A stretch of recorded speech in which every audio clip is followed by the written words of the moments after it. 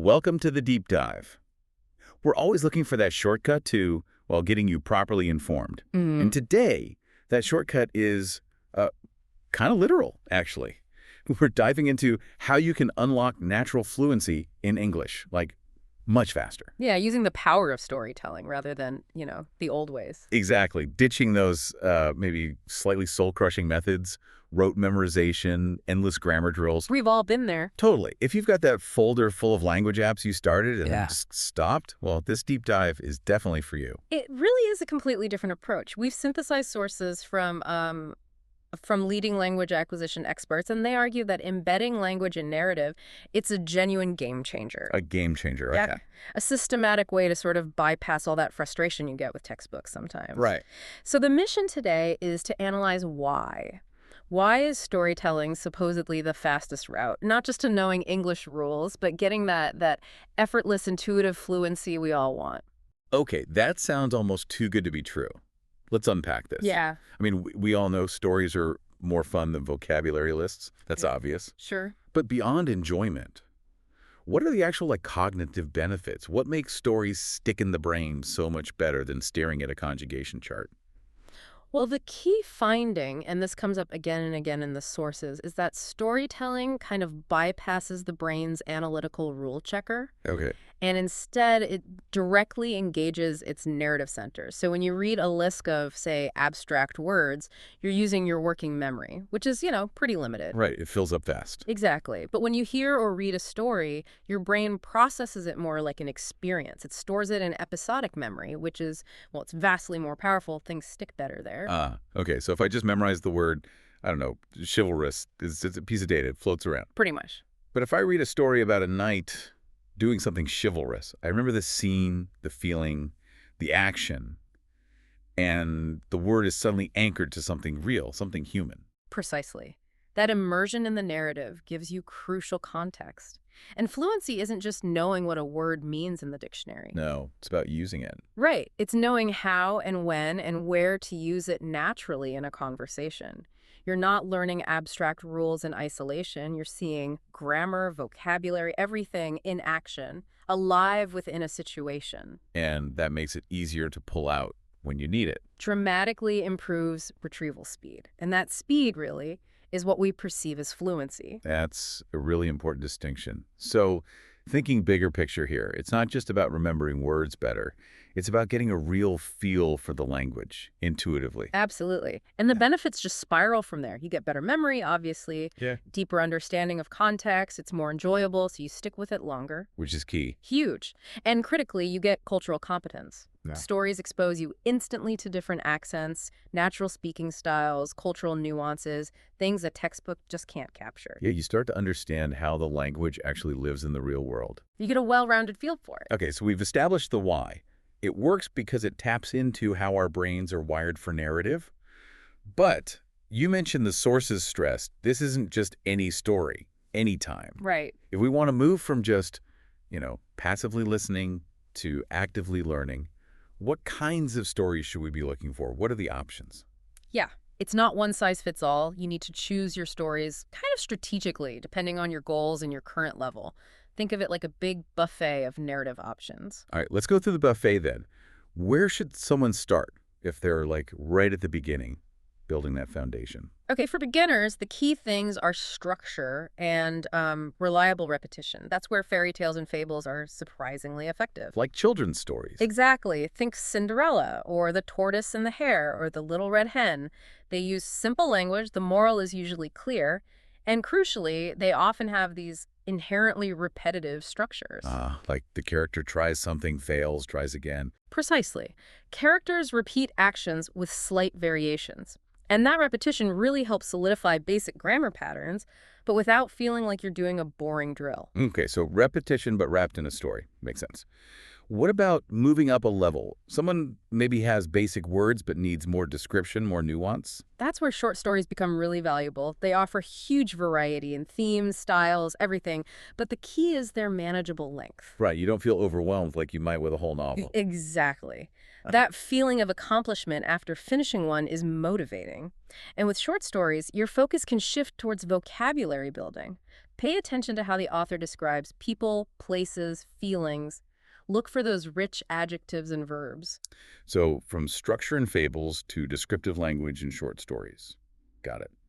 Now, the sources also mention news articles and reports. That sounds a bit dry, maybe, and technical. It can be, but it doesn't have to be. You just need to choose wisely at first. Don't jump straight into complex financial reports. Start with simpler human interest pieces or local news, maybe lighter features. They're fantastic for building vocabulary around current events and how people talk about the world. And the goal isn't perfection. No, not at first. The goal is efficiency. Focus on getting the main facts. Who, what, where, when, why. How does the story unfold? Don't get bogged down trying to understand every single technical term on the first read-through. You can always go back. Right, okay. And then the big one, the one everyone loves, films and series. Ah, yes. The ultimate immersion package, potentially. But it's easy just to let it wash over you, All right. especially with subtitles in your own language. How do we make watching TV active learning? Good question. It's all about progression and dealing with the speed. Films force you to process language at native speed, which is challenging but crucial. So what's the path? The sources suggest a pretty clear progression. Start, if you need to, with subtitles in your native language, just so you can follow the plot and relax a bit. But then, crucially, switch immediately to English subtitles. This connects the sounds you're hearing with the words on the screen. Massive help for reading speed and pronunciation linkage. And eventually. Eventually, try turning them off altogether, maybe just for short segments at first. When you are watching with or without subtitles, pay really close attention to the informal language, the contractions, slang, those tricky idioms. Things you don't find in textbooks. Exactly. You see them used in context by real characters, and you just get how they work almost instantly. That's impossible to replicate in a classroom setting. That subtitle progression native, then English, then none. That feels like a really smart way to manage the challenge. Okay, one last category. Personal stories and anecdotes. Why are these important? Honestly, this might be the most crucial one for actual conversational fluency, and it's two-sided. So First, listening to native speakers tell their own simple stories, maybe colleagues, friends, podcast hosts, even exposes you to how people really talk, how they structure thoughts on the fly, express emotion, connect with others. It's organic. okay, that's the listening part. And the other side is sharing your own, even simple things, what you did yesterday. A funny thing that happened on the way to work. Telling your own stories, even just to yourself at first, builds incredible confidence. Because it's relevant to you. Totally relevant and makes the language yours. It's the highest form of practice, really. Okay, fantastic. So we have the why, it's about memory and context. We have the what, this whole buffet from fables to films to your own anecdotes. Now let's get practical. The how. Right. How do we actually turn listening to or reading these stories into solid, internalized language skills? We know rule one is pick stuff you actually find interesting. Absolutely non-negotiable. If you're bored, you'll quit. So, assuming you found something you like, what are the specific learning techniques the sources highlight? Yeah. How do you maximize the knowledge transfer? Okay, the sources really drill down on 4 key techniques for making this active learning, not passive consumption. First up is active engagement, meaning, especially if you're listening, try to read along if you can. If there's a transcript or captions or even the book itself, follow the text with your eyes as you hear the words. Why is that so powerful? It creates this strong connection between the sound of the language, its rhythm and intonation, and how it looks written down. It helps solidify comprehension and pronunciation at the same time. Okay, read along when possible. Got it. The second technique, you hinted at this, it goes against instinct for many learners. It really does. It's about vocabulary and context. And the rule is don't stop and look up every single word you don't know as you encounter it. That's hard. The urge is strong. I know, but stopping constantly kills the flow of the story, kills your immersion, and honestly, it's inefficient. You need to train your brain to infer meaning, to make educated guesses. How does that work in practice? Try to figure out the word from the sentences around it. Like if you read, the detective, known for his perspicacity, quickly solved the complex case. You might not know perspicacity, but You can guess it means something like cleverness or sharp thinking because he solved the complex case quickly. exactly. That level of understanding is often enough to keep the story moving. You don't need the precise dictionary definition right then. And that mimics real life too, right? You don't always have a dictionary in a conversation. Precisely. It's training a vital, real-world skill. So when do you recommend looking things up? Only after you've finished the story, or maybe a chapter or a section. Then go back. Look up the words you were really uncertain about, the ones you couldn't confidently guess. And then? And then this is important, note them down in a vocabulary journal, but with the sentence you found them in. Don't just write the word and the definition. Keep the context. Embedding the context again. Yeah. Smart. Okay, technique 3.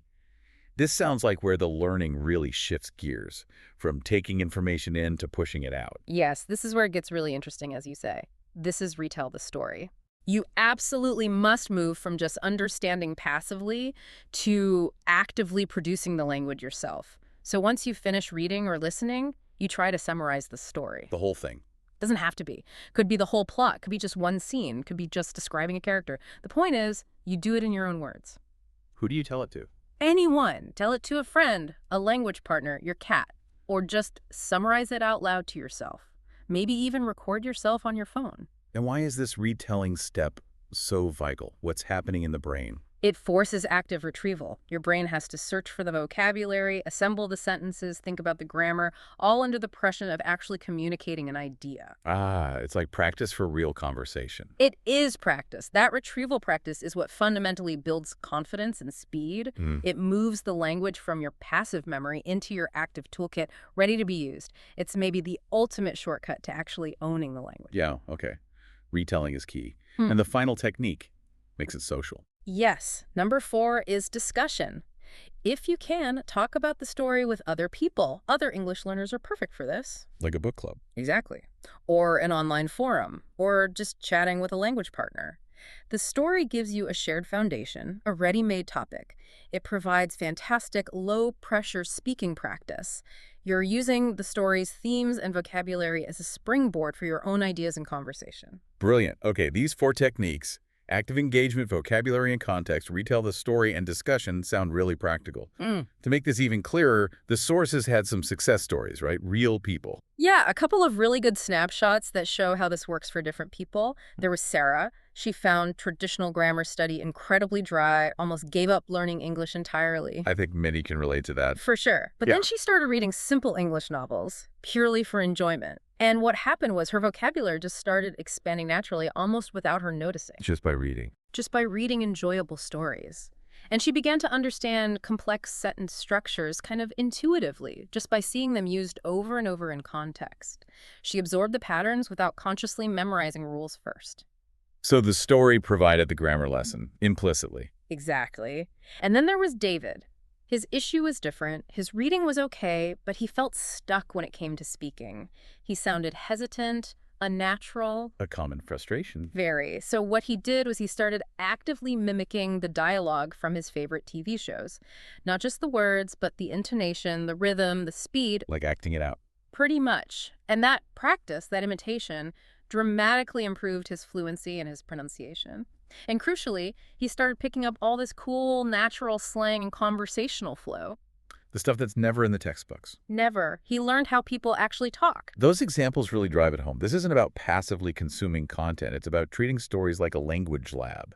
It demands you get involved. Precisely. It's active engagement with narrative. So if we boil down the core takeaways from this deep dive, storytelling works because it's memorable, it provides essential context, and frankly, it's fun. Yeah, the fun part keeps you going. Right. And that sustained engagement provides the fuel for faster, more intuitive learning than those traditional, often frustrating methods. It really does feel like a powerful method, grounded in how we naturally learn. Okay, so the challenge for you listening, based on the sources, go find a story this week. Yep. A short one in English that genuinely interests you. Could be a news item, a fable, a scene from a show, anything. Read it or listen. Good. Identify maybe 3 new words or phrases you couldn't quite guess. Look them up. Yeah. Note them down with their context. And the crucial step. And then try to use them. Put them in a sentence of your own.